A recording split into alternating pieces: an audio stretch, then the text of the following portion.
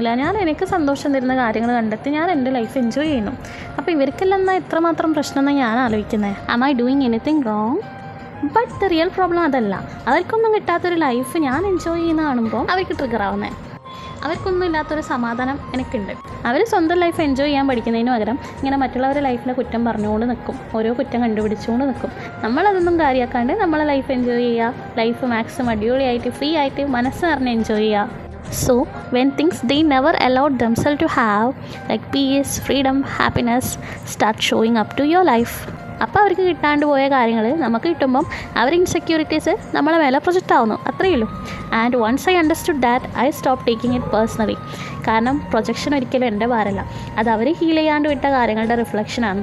So കുറ്റം പറയുന്നവർ മനസ്സിലാക്കുക, നിങ്ങളിങ്ങനെ കുറ്റം പറഞ്ഞുകൊണ്ടിരിക്കുമ്പം പ്രൊജക്റ്റ് ആവുന്നത് നിങ്ങൾ ശരിക്കുള്ള സ്വഭാവമാണ്, നിങ്ങൾ ഇൻസെക്യൂരിറ്റീസാണ്. സോ കുറ്റം